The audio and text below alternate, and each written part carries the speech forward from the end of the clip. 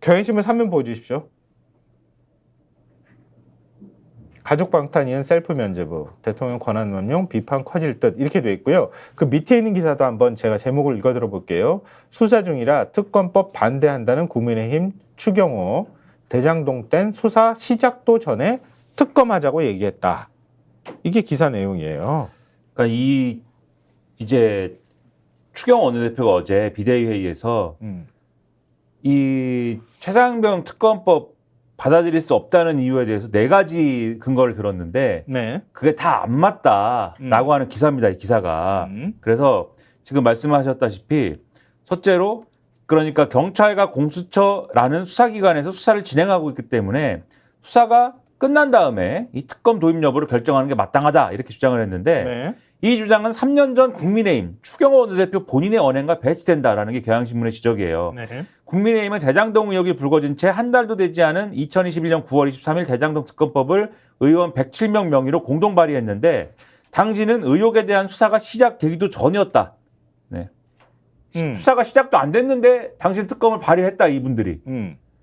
그리고 추경호 원내대표는 대선을 2달 앞둔 2022년 1월 10일 긴급 의원총회에서 네.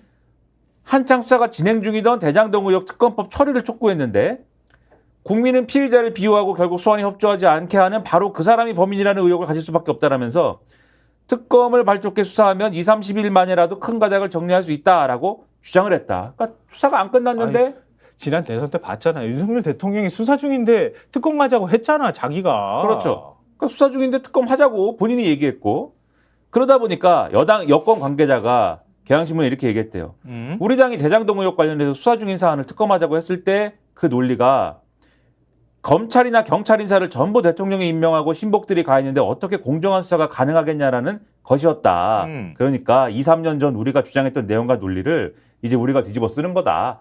이렇게 얘기를 하고 있다. 여권 관계자가.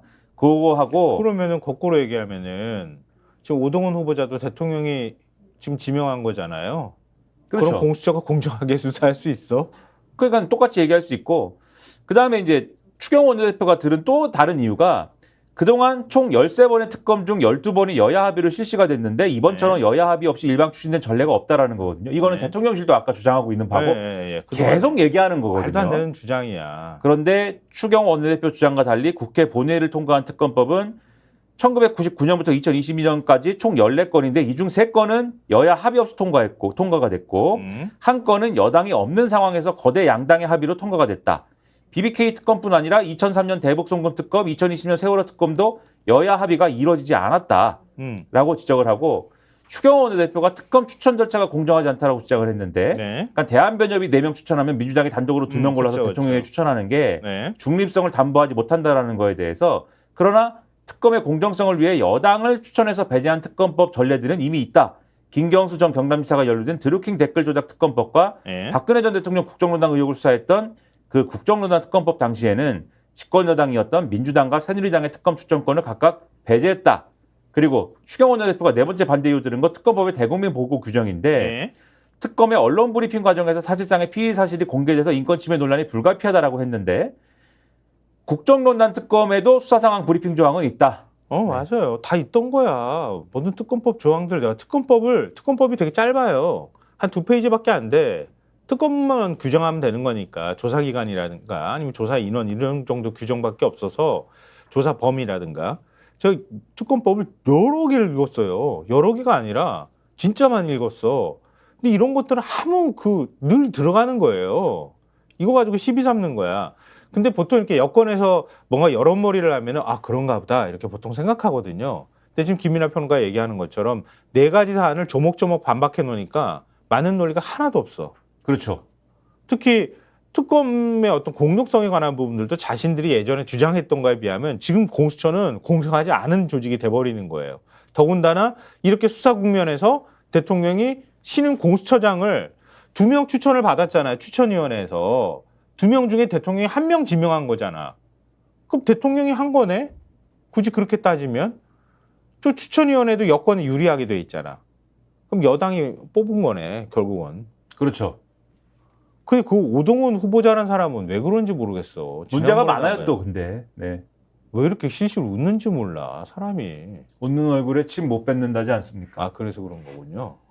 그래서 뭐 우리 딸 나중에 살 생각 해서 제가 엄마한테 엄마가 소유하고 있는 집 그거 딸한테 돈을 증여해서 엄마한테 갚도록 제가 했습니다. 그렇게 얘기했다는 거 아니에요. 그래서 한겨레가 사설도 썼더라고요, 오늘. 한겨레 사설 보면요. 오동훈 공수처장 후보에게 최상병 수사 맡길 수 있나 이거예요. 그러니까 사설이 이거 뭐 자질도 없는 것 같고 도덕성도 지금 보니까 함량 미달인 것 같고 뭐 강단도 없는 것 같고 사명감도 없는 것 같고 그렇더라. 인사청문회 보니까 그런 거 아니에요? 그렇죠. 그러니까 이 사설은 이렇게 평가를 하고 있습니다. 오동훈 후보자는 딸에 대한 편법 증여와 배우자 꼼수 채용 의혹 등을 통해 공직자가 갖춰야 될 도덕성이 함량 미달일 뿐만 아니라 고위공직자 비리 수사를 지휘하는 데 필요한 강단과 사명감도 부족함을 보여줬다. 야당은 부적격 판정을 내렸지만 공수처장은 국회 임명 동의가 없어도 대통령이 임명할 수 있다.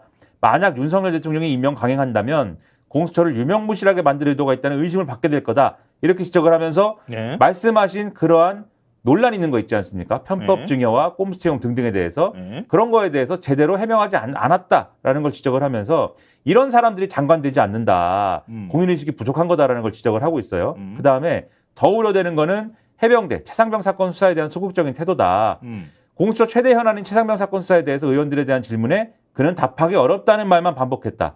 특히 대통령이 공수처 수사 대상이라는 사실은 공수처법에 버젓이 나와 있는데 대통령이 공수처 수사 대상이 맞느냐라는 야당 의원의 질의에 일반인과 다른 예외 규정이 있는 걸로 안다라고 답을 했다. 이게 무슨 말이야? 모르겠습니다. 그 법도 안 읽어봤다는 얘기예요. 예외는커녕 오히려 대통령도 공수처 수사에 개입할 수 없도록 규정해 성역 없는 수사를 할 수 있는 조건이 마련이 되어 있는데 공수처장이 의지만 있으면 얼마든지 가능하다는 것임에도 불구하고 의원들의 이딴 추궁이 이어져서야 수사 대상이 맞다라고 답을 하더라. 그러니까 어떻게 권력의 외압을 막고 공수처의 독립성을 지켜내겠다는 것이냐. 그래서 이런 사람을 임명 강행하는 것은 특검 필요성만 키울 것이다.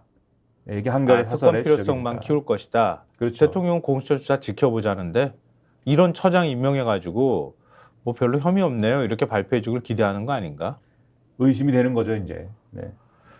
상황이 별로 안 좋은데요. 또 오늘 거부권 행사 건의하고 대통령이 거부권을 행사할지 모르겠는데 그렇게 되면은 다시 또 22대 국회에서 1호 법안으로 발의를 한다는 거잖아요. 그걸 전하는 신문이 있습니다. 동아일보 사면 보여주십시오. 야당 최상병 특검 새 국회 1호 법안 대통령실 입법권 악용이다. 남용이 아니라 악용이라는 표현을 썼어요. 지금 뭐 이 얘기는 많은 분들이 들어서 아실 것 같아요. 어제 야칠당이 최상병 특검법 거부권 행사하지 말라 이렇게 입장을 내기도 했었잖아요. 기자회견을 열고. 그리고 난 다음에 야권에서도 지금 최상병 특검법 거기 이 지금 거부권 행사하면 진짜 22대 국회는 양쪽 다 파국으로 간다. 이렇게 지금 경고를 하고 있는 상황이잖아요. 그렇죠. 뭐 결국 탄핵 얘기가 서슴없이 의원들 입에서 나오는 이런 상황이 지금 됐다는 거예요. 그러니까 지금까지 이 조국 혁신당 황운하 원내대표가 이제 세게 얘기를 했는데 이미 저지른 법률 위반에 헌법 위반까지 보태지면 탄핵 마일리지가 쌓인다는 사실 명심하라 이렇게 얘기했다는 것이고 그리고 민주당 김민석 의원의 경우도 탄핵 요건에 해당하는 상황이 되면 결국 어느 시기에는 탄핵을 해야 된다. 조승래 의원의 경우도 대통령과 행정부를 견제하고 감시하는 임무를 방기하라고 지금 윤석열 대통령이 발언하는 것 같은데 어떻게 탄핵 사유가 안 될 수 있겠느냐. 여기서 윤석열 대통령의 발언이라는 거는 대통령 거부권을 활용하라라고 의원들에게 얘기했다는 거. 이런 걸 문제 삼고 있습니다. 대통령의 그 발언 도저히 이해가 안 되는데 하여튼 그 예전 같았으면은 탄핵을 야당 의원이 입에서 언급이 되잖아요. 막 보수신문부터 시작해가지고 종편까지 득달같이 탄핵 언급한 거에 대해서 어떻게 생각하냐고 부적절한 언급이라고 막 들끓었거든요. 근데 지금 탄핵이 아주 자연스럽게 입에 오르내리는 상황이 돼버렸다. 이게 지금 분위기를 뭐 보여주는 한 단편이 아닐까 싶은데요.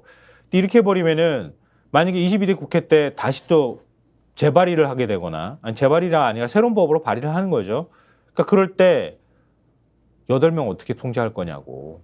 대통령 입장에서 고민되니까 요즘 초선 당선인들을 열심히 만나시대. 어제는 PK 지역 초선 당선인 만찬이 있었다면서요.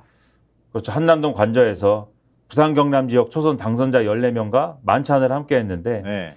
거기서 이제 이 PK 지역 당선자들이 그러니까 지금 국민의힘이 부산 전체 의석 18석 중에 17석, 경남 전체 의석 16석 중에 13석을 확보하지 않았습니까? 그렇죠. 그래서 탄핵 저지선을 우리가 지켜냈다라고 하는 그런 분위기가 있었다는 거예요. 아, 그러네. 그렇죠. 그래서 거기서 막 야, 정치는 의리 아니냐? 의리를 지켜야 된다. 대통령님 기운 빠지지 마십시오. 우리가 윤석열 정부의 국정운영 적극 지원하겠습니다. 막 이런 얘기를 의원들이 했는데 그러자 윤 대통령이 아니야. 윤석열 아니야. 대통령이 내가 당의 호위무사가 되겠습니다. 국정운영에 더욱 노력하겠습니다. 이렇게 얘기했다는 거거든요. 일제 박수 쏟아졌겠네. 그렇죠. 그런데 여권 관계자가 이렇게 해설을 했대요. 최근 일각에서 제기된 윤 대통령 탈당설에 선을 그은 셈이다. 갑자기 우리가 윤 대통령 탈당설을 알게 되지 않습니까? 근데 이게 사실은 종편이나 이런 데서 많이 보도가 됐는데 네. 한동훈 비대위원장이 당대표가 되면 윤석열 대통령과 일부 강성 친윤 일부가 탈당할 수도 있다. 그런 얘기를 하고 다니는 사람이 있대요. 겁박하는 거지 뭐. 그렇죠. 근데 윤석열 대통령은 그거 아니고 내가 당을 지킨다. 근데 이건 뭐겠습니까? 당은 내 거야. 그리고 한동훈이 절대 못 들어가. 그렇죠. 이런 의미로 또 연결될 수 있는 부분이야. 그리고 보니까. 그렇죠. 그리고 여기에 대해서 그럼 결국 어떤 해석이 나오냐? 결국 뭐냐면 윤 대통령이 특검법 등등을 밀어붙이니까 내부 단속을 위해 여당 초선 당선자들과 스킨십을 늘리고 있다는 평가가 나온다. 그럴 수밖에 없어. 지금 그런 상황이야. 그렇죠. 이 참석자들도 그래서 아니 근데 특검에 대해서 얘기를 했대요. 지금 설명을 더 해주셔야 된다. 그냥 거부권 행사로 끝나는 게 아니라.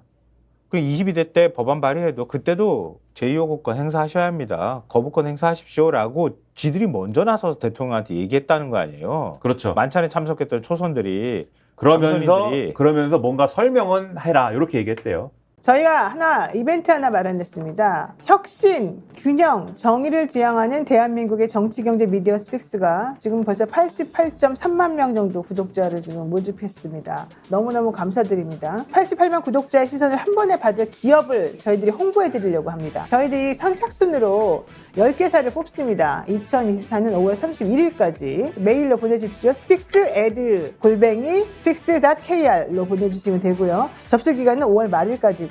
10개사를 저희가 선착순으로 뽑습니다. 6월달 한 달, 그리고 7월달 한 달 각각 이렇게 한번 해봐가지고요. 우리가 한번 공유해보고 많이 평가해보고 판매해보고자 합니다.